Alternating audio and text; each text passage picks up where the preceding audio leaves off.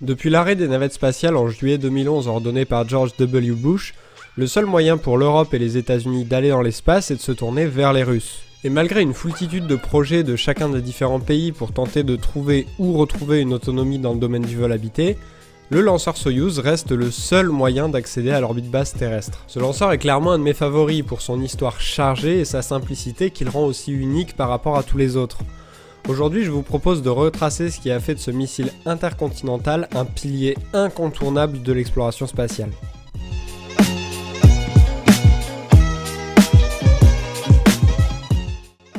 Alors avant de commencer, pour éviter tout risque de confusion, il faut savoir que s'il y a un truc qui est bien mal foutu sur ce lanceur, c'est les noms.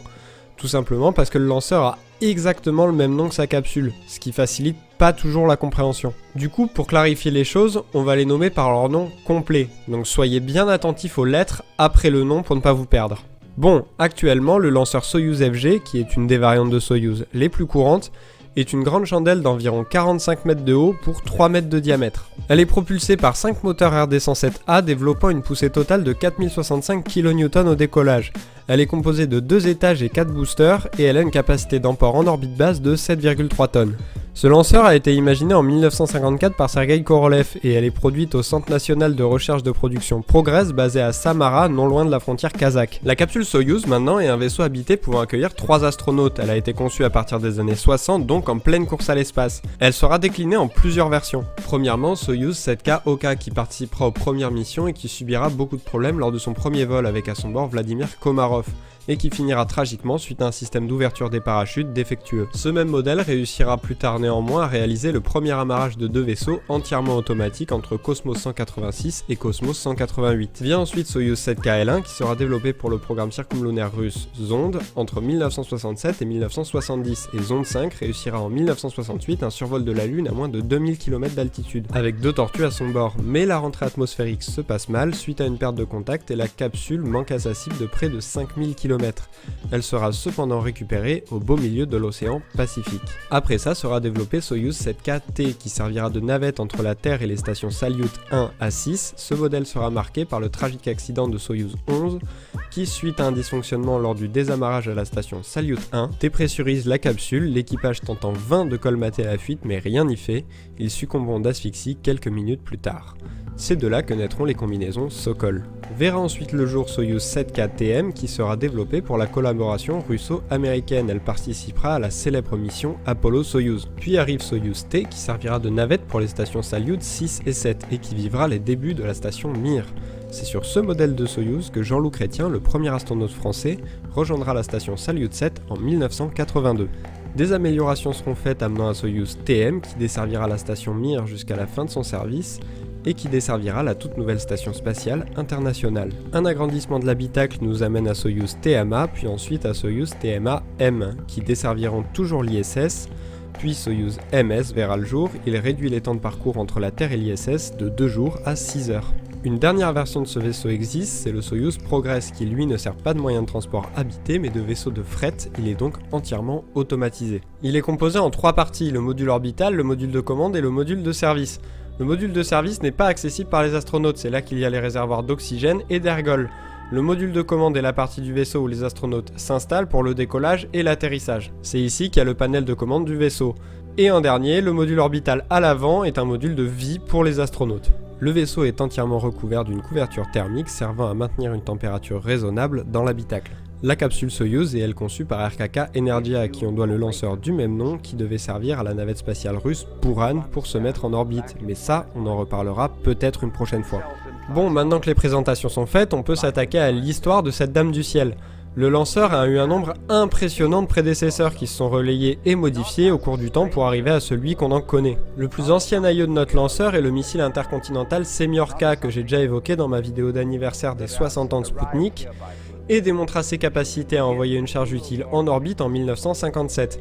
Vient ensuite les 3 lanceurs Sputnik, Sputnik 2 et Sputnik 3 qui voleront eux aussi en 1957 et qui auront un rôle important dans la connaissance des techniques spatiales russes. On aboutira ensuite avec le lanceur Luna, qui est le premier lanceur russe à pouvoir s'échapper de l'orbite basse terrestre en 1959, pour envoyer la sonde russe du même nom que le lanceur en direction de la Lune.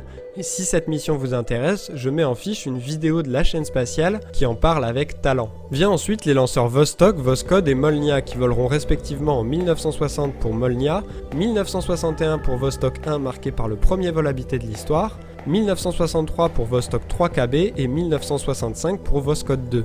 Et on arrive enfin à la génération Soyouz dont le nom signifie Union en russe et qui perdure encore aujourd'hui. Le premier du nom sera Soyouz tout court qui fera son vol inaugural le 28 novembre 1966 et fera son premier vol fonctionnel l'année d'après avec à son bord Valery Bykovsky, Levgeny Krounov et Alexei Leliseyev. Le lanceur Soyouz sera ensuite modifié en plusieurs variantes jusqu'à aujourd'hui telles que Soyouz M, Soyouz L, Soyouz U, U2 et FG. Aujourd'hui encore, le lanceur Soyouz a 3 missions: envoyer des hommes dans l'espace, ravitailler la station spatiale internationale et mettre des satellites en orbite. Pour ça, Soyouz est sous le joug de plusieurs exploitants qui sont l'agence spatiale russe Roscosmos pour ce qui est des vols habités, des missions cargo progress vers l'ISS et l'envoi de satellites, et Ariane Group qui utilise cette fusée uniquement pour envoyer des satellites sur orbite. Bon, maintenant qu'on connaît tout bien de ce lanceur, on va décomposer un peu le lancement d'une capsule Soyouz MS du décollage à l'atterrissage des astronautes. Pour commencer par le commencement, plusieurs heures avant le lancement, les astronautes peuvent accéder à leur capsule grâce à une grande cage englobant le lanceur. Elle sera ensuite séparée en deux pour venir se coucher de chaque côté du pas de tir pour laisser place libre au décollage. Ensuite, quelques secondes avant le lancement, les deux bras ombilicaux qui alimentaient la fusée en ergol s'éloignent. Puis, environ 3 secondes avant la fin du décompte, les 5 moteurs sont allumés et mis en statut pour un décollage optimal. D'ailleurs, si vous voulez plus d'infos sur cette étape, je vous mets en fiche la vidéo de Technique Spatiale qui vous explique ça très bien. Lorsque le compte à rebours arrive à 0, les 4 bras de soutien libèrent le lanceur par un ingénieux système de contrepoids et la fusée décolle. Environ 2 minutes après le lancement, les 4 boosters ainsi que la tour de sauvetage qui sert à éloigner la capsule en cas d'avarie sont séparés pour la bonne et simple raison qu'ils sont devenus des poids morts. Puis, 40 secondes plus tard, c'est au tour de la coiffe d'être éjectée, dévoilant la capsule. À peu près 5 minutes après le décollage, c'est au tour du premier étage de se séparer et au second de s'allumer pour continuer la mise en orbite. Puis, 2 minutes plus tard, le second étage du lanceur sera largué, laissant le vaisseau Soyouz en orbite. S'ensuit une série de manœuvres orbitales complexes afin de rejoindre l'ISS en environ 6 heures pour s'arrimer. Pendant son séjour sur l'ISS, le vaisseau sera quasiment éteint, seules les pompes à oxygène tourneront sans interruption. Lors du retour des astronautes, la capsule se désarrimera de l'ISS et s'en éloignera pour effectuer une manœuvre de rétrogradage aussi appelée déorbit burn. Avant de rentrer dans l'atmosphère, la capsule se séparera du module de service et du module orbital qui brûleront dans l'atmosphère à la réentrée. Seul le module de commande rentre avec les astronautes à bord. Une fois les hautes couches de l'atmosphère franchies grâce à une rentrée balistique, un petit parachute est déployé afin d'extirper le parachute principal qui freinera la capsule avant qu'elle ne touche le sol. Puis, quelques secondes plus tard, le bouclier thermique sera éjecté pour libérer du poids et dévoiler l'altimètre. À peine 1,50 m d'altitude avant l'impact, les rétrofusées sont enclenchées afin de faire chuter la vitesse de l'impact à environ 1 m par seconde, et le choc est également absorbé par des amortisseurs situés sous la tête des couchettes. Enfin, tout de suite après l'atterrissage, le parachute est largué pour éviter que la capsule ne soit traînée au sol en cas de vent violent. Merci à tous d'avoir suivi cet épisode jusqu'au bout. Si vous a plu, n'hésitez pas à laisser un pouce bleu et un commentaire. N'oubliez pas de partager la vidéo et de vous abonner. Moi, je vous retrouve dans peu de temps pour une vidéo qui parlera de SpaceX. Je vous en dis pas plus. D'ici là, perdez-vous dans les étoiles. À la prochaine.